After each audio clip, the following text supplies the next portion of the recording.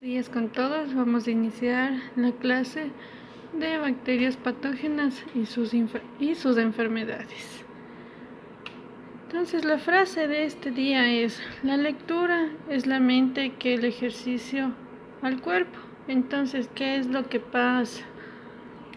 Debido a que el cerebro es como un músculo. Si ustedes no lo ejercitan con la lectura, leyendo, haciendo ejercicios mentales, este se atrofia, simplemente no se desarrolla. Es igual que cuando ustedes quieren que sus músculos crezcan, ¿qué hacen? Alzan peso, entonces lo mantienen en una adecuada figura y salud. Entonces, asimismo, debemos cultivarnos no solo de medicina o de enfermería, sino de otros aspectos de cultura general, debido al dicho que dice: el que solo de medicina sabe, ni siquiera sabe eso. Así que debemos, chicos, leer más. Entonces, los objetivos es conocer las diferentes bacterias patógenas y sus características. Entonces, con esto vamos a identificar a las bacterias que nos van a permitir, tanto en el laboratorio o como los síntomas o signos que produce, tener una idea, una presunción de qué o frente a qué patógeno nos estamos enfrentando, e identificar los medios de cultivo para las bacterias más comunes causantes de enfermedades. Entonces, debido a que las bacterias son esencialmente las más importantes cuando se las cultiva, debido a que estas con un medio adecuado, temperatura, nutrientes, tienden a crecer y con esto formar colonias, y tienen sus características específicas, como Staphylococcus aureus, tiende a ser amarillo como dorado. Entonces depende si es que son coágulas A positivo, coágulas A negativo, da un aspecto característico a los cultivos, que ya vamos a ver. Que hay que recordar, las bacterias son microorganismos unicelulares con núcleo provistos de membrana con un único cromosoma, capaces de multiplicarse por esciparidad. Las bacterias pueden ser o no patógenas y está en el origen de gran cantidad de enfermedades infecciosas. Las hay de distintas formas, como las esferas, barras, hélices, redondas, forma de cadena, forma de bala, bacilos y bastones. Hay varias formas que ya vimos en la anterior clase. Entonces ahí vemos cómo están las bacterias ingresando al sistema o al cuerpo. Ahí vemos la forma de estas, que son cilíndricas, entonces son bacilos. Algunos tienen unas pequeñas prolongaciones, si lo pueden observar, son las fimbrias, y algunos son flagelos, así que depende de su estructura, determinamos si solo son fibras, flagelos o solo son exéresis de la membrana citoplasmática. Las bacterias patógenas son aquellas que producen enfermedades, es decir, que provocan daño en el hospedero. Generalmente las bacterias patógenas son específicas, ya que un tipo de bacterias origina un tipo de enfermedad. Casi 200 especies de bacterias son patógenas para el ser humano, es decir, causantes de enfermedades. El efecto patógeno varía mucho en función de las especies y depende tanto de la virulencia de la especie en particular como de las condiciones del organismo del huésped.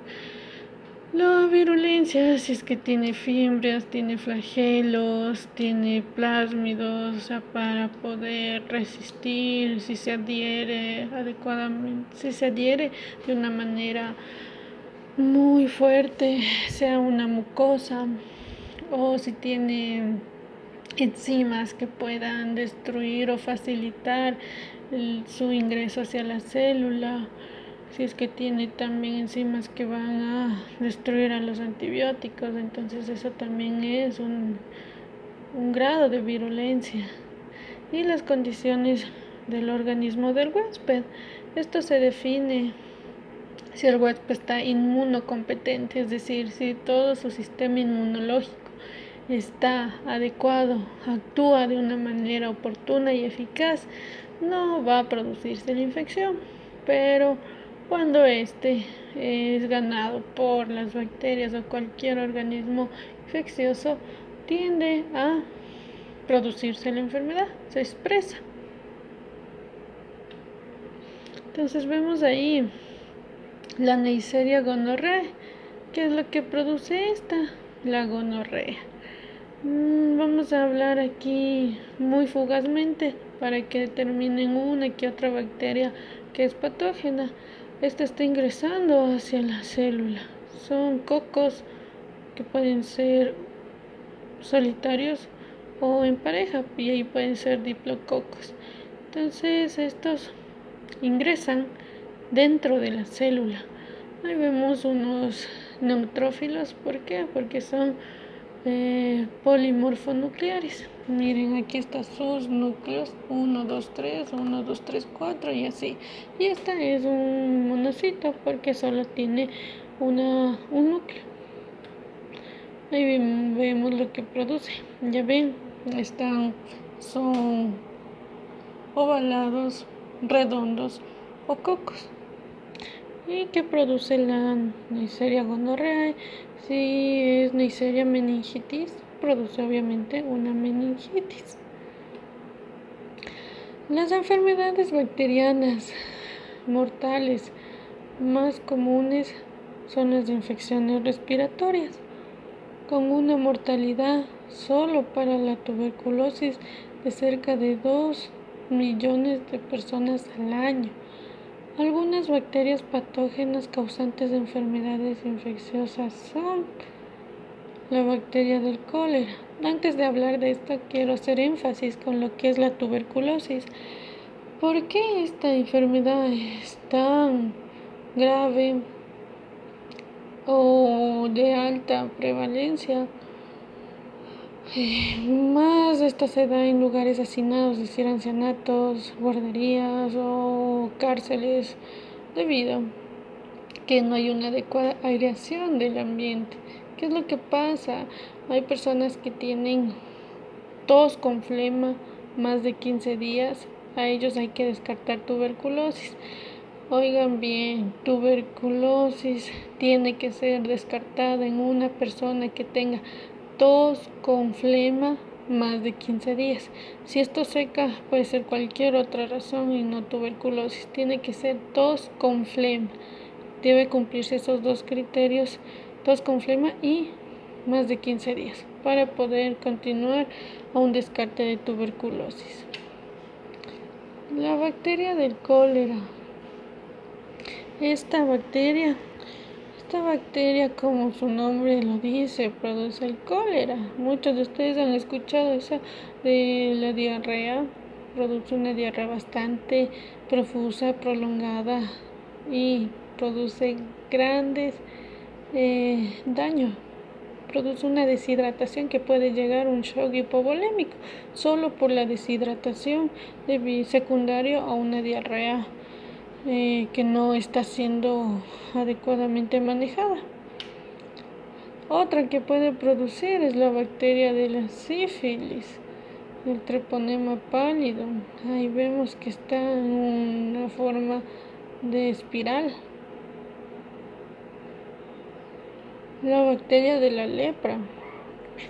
Aunque esta bacteria últimamente no se lo ha escuchado, ya no hay esa peste debido a un adecuado tratamiento, manejo, aislación o un reciclaje epidemiológico de las personas que puedan tener esta enfermedad y así evitar su transmisión. Pero En otros lugares sí se ven. Aún no es común, pero sí se puede denotar en ciertos casos esporádicos que alguna persona tenga lepra. En nuestro Ecuador aún se ve, los hospitales dermatológicos se pueden observar pacientes que están en tratamiento para la lepra. La bacteria de la difteria.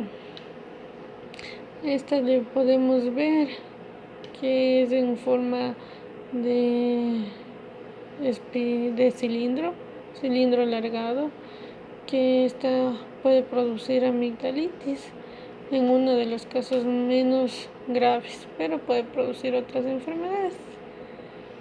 Los antibióticos, como todas son estas enfermedades producidas por bacterias, obviamente cuáles van a ser su arma para poder eliminar, van a ser los antibióticos, que son sustancias químicas que inhiben el crecimiento bacteriano o destruyen estos microbios o microorganismos.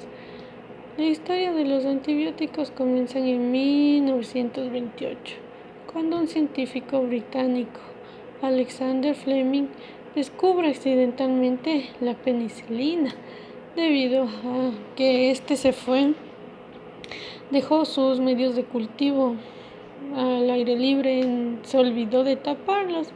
Entonces se fue de vacaciones, después de un tiempo llegó y vio que en sus cultivos estaba creciendo moho, en unos sí y en unos no. Obviamente en los que estaban sin tapar, en esos creció el moho. ¿Y qué es lo que observó? Que en esos medios de cultivos donde había el moho, las bacterias no se habían desarrollado, no habían hecho sus grupos de colonias. Entonces ahí él determinó la penicilina, que es el primer antibiótico natural que se descubrió. Y los antibióticos son efectivos contra las bacterias, ya que inhiben la formación de la pared celular o detienen otros procesos de su ciclo de vida. Los que hemos visto son los que inhiben la síntesis de la pared celular, los beta-lactámicos, los que inhiben o detienen otros procesos de su ciclo, como la síntesis de proteínas, que por ende inhibe el crecimiento y reproducción bacteriana, son los demás. Ya vimos tetraciclinas, macrólidos, aminoglucósidos, y las quinolonas. Ahí vemos a Alexander Fleming con su medio de cultivo. Ahí sí podemos observar, tiene su placa de cultivo. Ahí ven como unas rayas. Ahí es donde se sembró las bacterias y estas se reprodujeron en esa forma. ¿Y cuáles van a ser las armas para poder eliminar a las bacterias? Van a ser los antibióticos. Hasta el momento es lo que van a saber, pero ahora sí nos vamos a entrar netamente a ver las características y cuáles son las enfermedades que van a producir ciertas bacterias que son de mucha importancia y comúnmente es en nuestro medio. El estreptococo spp. ¿Cuál es este? Este va a estar en forma, el estreptococo es en forma de cadena, es decir, que se va a estar en esa manera, va a estar formando cadenitas, o sea, son cocos agrupados en forma de cadena, que son anaerobios facultativos, es decir, que no necesitan aire para vivir, pero como son facultativos pueden estar como no estar en el aire, con un medio con oxígeno para poder realizar sus procesos. Así que No hay ningún inconveniente con este si se encuentra un medio que no hay oxígeno. Son cocos gram positivos en cadenas y en parejas. Entonces, ¿qué significa cocos gram positivos? Es decir, que son de formas esféricas y en la tinción de gram van a estar azules, violáceos o el término técnico adecuado van a ser basófilos. Ahí ustedes pueden observar las diferentes agrupaciones de los estreptococos. Estreptococo, forma de cadena, y van a ser gram positivos. ¿Cuáles son los grupos? Van a clasificarse en 6 grupos: el A, el B y el D, que son los más frecuentes. Perdón. El C, el G y el F, que son los menos frecuentes. Y vamos a determinar otro tipo de clasificación de las que son hemolíticas.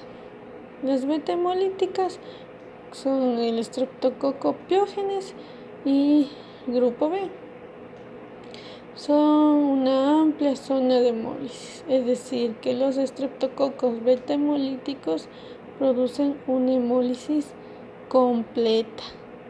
En cambio, los alfa hemolíticos, como del grupo Viridans o Streptococcus viridans, producen una más angosta hemólisis, una de coloración verdosa en sus cultivos. Entonces, beta hemolítico, una hemólisis completa; alfa hemolítico, una hemólisis parcial. En cambio, los gamma hemolíticos, como el Streptococcus faecalis, no produce ningún tipo de hemólisis. ¿Por qué es importante conocer cuál produce hemólisis y cuál no? Debido a que puede producir efectos secundarios o efectos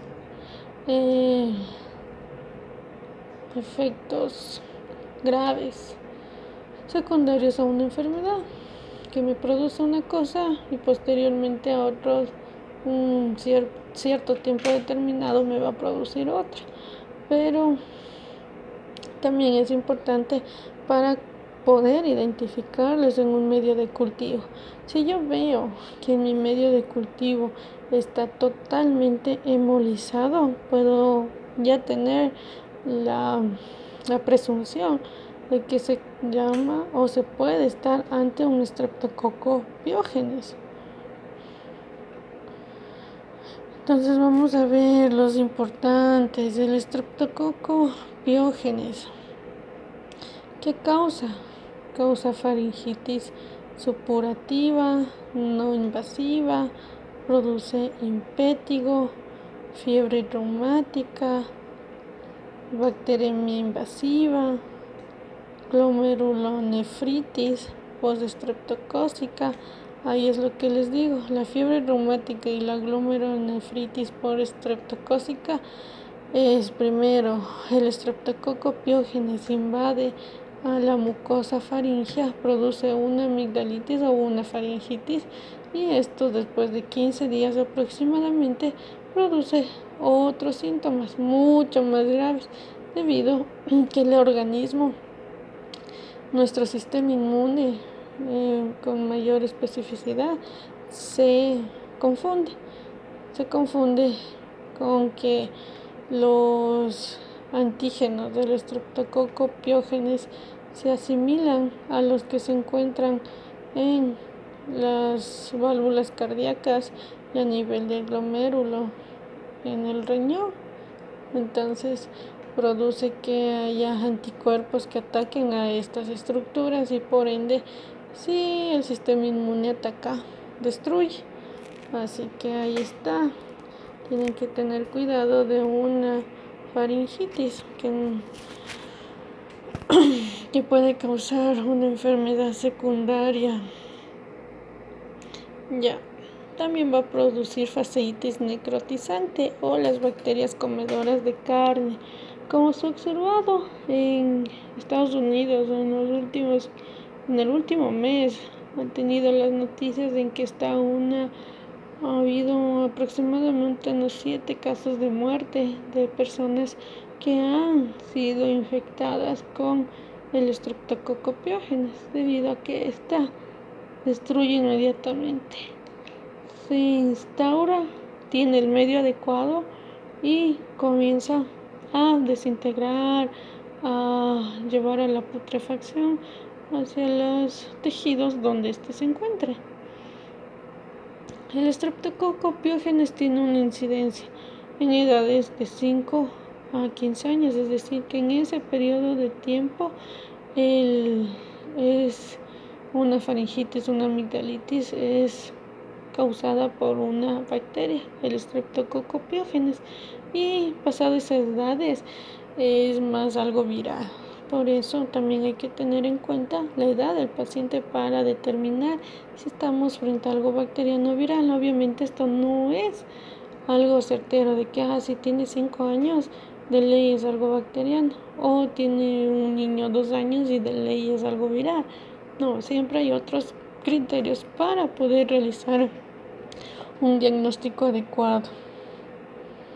Miren, ahí vemos una faringitis supurativa. Entonces la faringitis supurativa, ¿cuáles son los síntomas más comunes? Dolor al tragar, fiebre alta, tos seca, adenopatías y adenopatía cervical. Ya, aquí podemos ver que hay una faringitis con unas amígdalas grandes. Estas cuestiones o estas acumulaciones son las placas de pus, que allí se encuentran las bacterias. En cambio, si nosotros vemos, aquí ven el paladar blando y el paladar duro, aquí vemos estas pequeñas petequias que son rojizas de acumulación de sangre. Entonces, si nosotros vemos este tipo de lesiones en garganta, lo más común es que sea algo viral. Pero si nosotros vemos estos de acá, esto es algo bacteriano. Entonces hay los criterios de Centor. Estos nos indican exactamente cuáles son los que son 4 criterios que nos ayudan a llegar al diagnóstico adecuado, si es que realmente es algo viral o es algo bacteriano. El estafilococos, en cambio, este es en racimo de uvas. Estos van a ser cocos, es decir, redondos, inmóviles, anaerobios facultativos. Entonces son como los estreptococos, que necesitan o no de oxígeno para poder realizar sus actividades. Son gram positivos en racimos, es decir, son basófilos y van a estar como en racimo de uvas. No producen esporas. Esto es muy importante conocer qué tipo de bacteria produce esporas, debido a que necesitaríamos otro medio de desinfección, si es el caso de utilizar estos productos para eliminar todo tipo de esporas, y son fermentadores de azúcar sin producir gas. Entonces, ¿cómo le vamos a ver?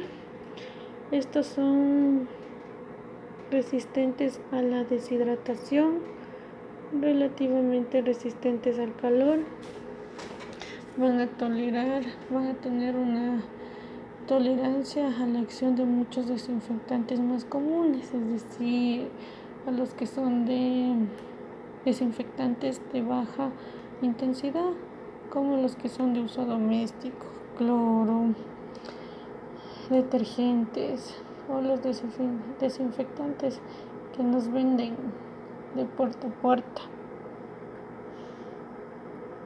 Entonces ahí podemos observar que están en forma de racimo de uvas y son basófilos. Aquí podemos ver en una microscopía electrónica redondos, O sea, son cocos agrupados en racimo de uvas. ¿Cuáles son las especies patógenas? Son los biogénicos, el el estafilococos, que producen manifestaciones distintas como un absceso, gránulos, pústulas o forúnculos. También produce invasión a tejidos más profundos, como puede ser neumonía, osteomielitis, meningitis, artritis e intoxicaciones como el síndrome del shock tóxico e intoxicación alimentaria. En el trópico es muy común la piomiositis, que es muy común. Entonces en este vamos a encontrar el Staphylococcus aureus, que es un miembro normal de la membrana nasal, es decir, se encuentra en la flora nasal de las personas, la nasofaringe, en la piel, en perineo y el tracto gastrointestinal y genital. ¿Qué produce el Staphylococcus aureus? Puede producir forúnculos, corbúnculos, impétigo, necrólisis epidérmica tóxica, neumonía, osteomielitis, meningitis, endocarditis, mastitis, bacteremia, abscesos, enterocolitis, infecciones urogenitales o el síndrome de shock tóxico. ¿Cuál es lo que ustedes pueden ver un poco más común? Es la osteomielitis y la mastitis. Osteomielitis porque debido a que hay accidentes de tránsito, especialmente a nivel de motocicletas. ¿Qué es lo que pasa con esto? Tienden a ser heridas graves y abiertas. Y al ser abiertas llegan a infectarse con mayor facilidad. Entonces, y el Staphylococcus aureus, al estar en la flora normal de la piel y se abrió una puerta de entrada, es decir, esa herida se ingresó y produjo su infección. Y una infección en hueso es bastante complicada de tratar. Hay que hacer limpiezas quirúrgicas, no una limpieza que ustedes conocen, la que es ahí en la habitación del paciente. No, tiene que ser estrictamente bajo anestesia y en el quirófano, porque tiene que estar totalmente aséptico para poder realizar este procedimiento. Y otro que ustedes van a saber o van a escuchar, la mastitis. La mastitis, ¿por qué se da? Debido a que obviamente cuando las mujeres están dando de lactar, tienden, o sea, su pezón está constantemente humedecido porque su niño, su hijo está lactando. Entonces, los que saben o los que han dado de lactar, las madres obviamente, deben conocer lo doloroso que es hasta adaptarse y se forman grietas. Y en algunas ocasiones esas bacterias de Staphylococcus aureus pueden ingresar y producir infección. Y son bastante dolorosas debido a que se inflaman, se llenan de pus y hay que dar tratamiento antibiótico, y si es demasiado grande hay que drenar para aliviar el dolor de la paciente, porque es bastante doloroso. Me han comentado, no me ha pasado, pero así es. Otro que vamos a ver es la Neisseria gonorrhoeae.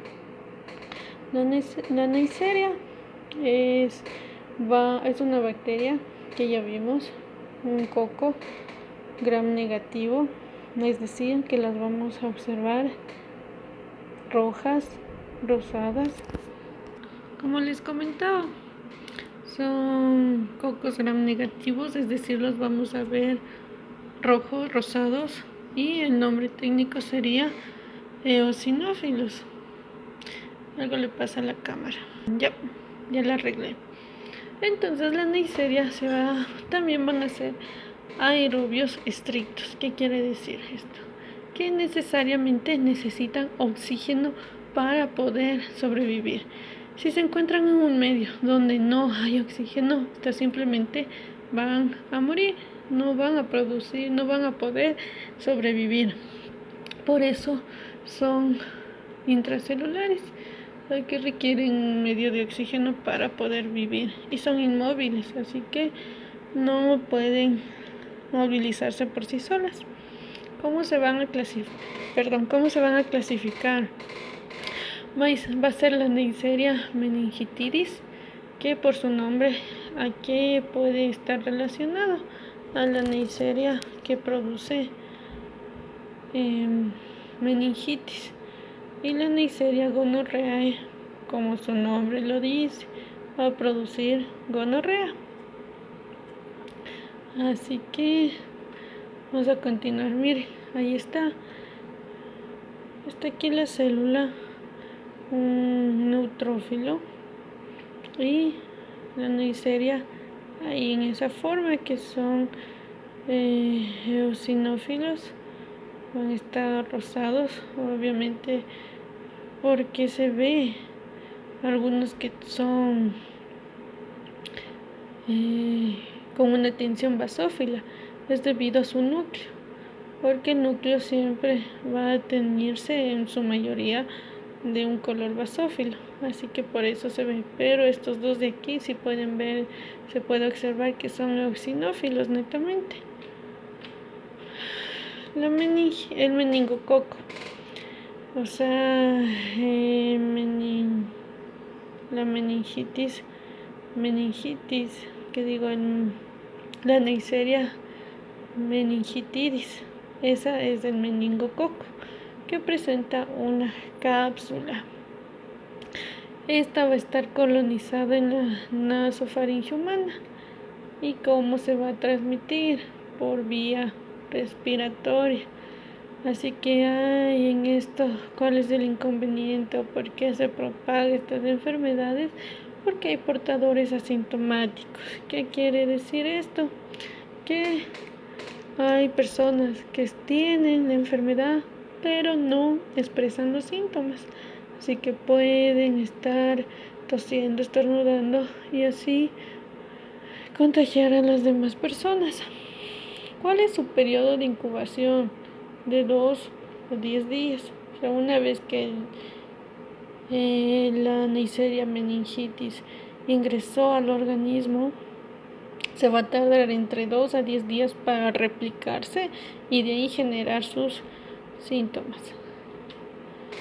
El gonococo presenta plásmidos de resistencia. Entonces, ¿qué significa esto? Porque es importante conocerlo debido a que va a ser resistente a varios antibióticos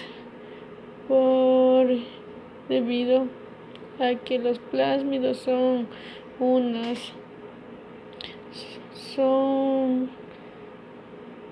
material genético extra, se encuentra fuera del núcleo o fuera del material genético de mayor cantidad. O sea, es como un cromosoma unitario que está en un rincón de la célula, y cuando se replica o quiere pasar material genético hacia otras bacterias, se pasa el plásmido para darles como memoria, como decir, en esta te paso la resistencia a los antibióticos. ¿Cómo se transmite el gonococo? O sea, la Neisseria gonorrhoeae es por vía sexual. En cambio, el meningococo era por vía respiratoria. Es la diferencia. Esos son transportadores. Igual aquí hay portadores asintomáticos, pero va a ser en una mayor proporción en mujeres. vemos que hay hasta un 70% de mujeres que tienen la Neisseria gonorrhoeae no va a presentar síntomas y por ende si son de la vida alegre va a poder pasar a transmitir esta infección a más hombres. ¿Cuál es su periodo de incubación? Igual que el meningococo, de 2 a 10 días. También se puede producir una transmisión perinatal del gonococo, es decir, que mientras el recién nacido, mientras se está dando luz, el niño pasa por el canal vaginal y puede ser transmitido este tipo de infección. Bueno, acabamos con los cocos, estafilococos y streptococos. Ahora vamos a ver las bacterias que son entéricas, es decir, enterobacterias que se encuentran en el sistema gastrointestinal o que producen enfermedades en el sistema gastrointestinal, como la salmonella, shigella y escherichia coli. ¿Cuál es la morfología y características generales de estas bacterias?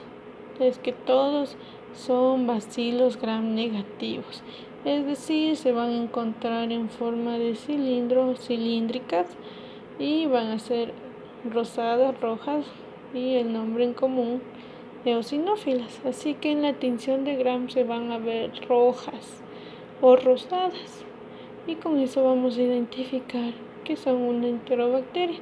No va a producir esporas, fermentan la glucosa y pueden o no producir gas en el proceso.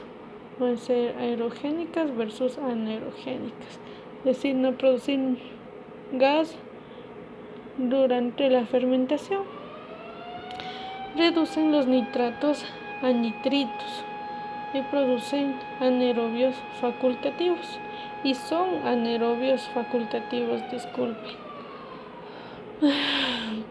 Es decir, pueden o no estar en oxígeno para determinar, pueden como no requerir de oxígeno para realizar sus actividades de reproducción, nutrición, respiración. Es algo importante de lo que dicen, reducen los nitratos a nitritos, debido a que la Escherichia coli también es una enterobacteria, que a pesar que se encuentra en el tracto gastrointestinal, también puede producir enfermedades dependiendo de su virulencia. Y si va al sistema hacia el tracto urinario, esta va a producir una infección de vías urinarias, y una de las formas o de los criterios para determinar si nos encontramos frente a Escherichia coli como causante de una enfermedad de infección de vías urinarias es con ver si se reducen los nitratos a nitritos, debido a que esta Escherichia coli hace este proceso. Y si es que no hay reducción de nitratos a nitritos, podemos estar sospechando de que haya un proteus en la infección de vías urinarias. Entonces, la importancia de conocer este tipo de procesos. La salmonela. La salmonela se produce o se transmite. Su transmisión está asociada a carnes y subproductos de aves de corral, incluidos los huevos, es decir, todo el pollo, pavos, patos, gansos, lo que quieran comer que sea aves. Entonces, miren lo que dice ahí, incluso sus huevos pueden producir que hay una transmisión de salmonela. ¿Cuáles son los serotipos adaptados al hombre? La salmonella typhi y la salmonella paratyphi, tanto tipo A como tipo B. ¿Qué producen estos? Son bacilos gram negativos. Es decir, los vamos a encontrar en forma de cilíndrica y van a ser rosadas, o rojas, o sea, eosinófilas. Estas van a ser móviles porque van a tener flagelos para poder movilizarse. Entonces ese es un tipo de virulencia, el grado de virulencia, debido a que esta tiene flagelo, así que va a poder movilizarse e irse a otras células para poder infectar. Va a ser anaerobios facultativos, igual pueden estar intracelular, no requieren de oxígeno para sobrevivir y no son esporulados, es decir, no producen esporas. Ahí está la invasión por salmonela. Entonces vemos que la salmonela con su flagelo se va hacia las células entéricas, es decir, las células que están recubriendo o que forman el epitelio gastrointestinal. Se introducen dentro de la célula al ser estas fusionar su membrana con la membrana del enterocito, y con esto la bacteria se va a estar recubierta con el fagosoma, y en este fagosoma es donde se va a reproducir, y una vez que se reproduce, esta nuevamente va hacia otras células que están sanas. Entonces, ¿qué es lo que va a producir la salmonela? La fiebre tifoidea.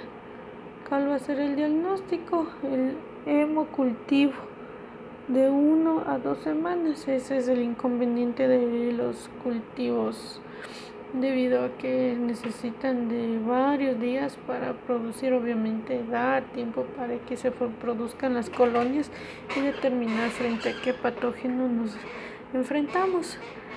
Puede ser también en coprocultivos, a veces urocultivos positivos después de la segunda semana, pruebas de Vidal en donde se ve los anticuerpos contra Salmonella typhi.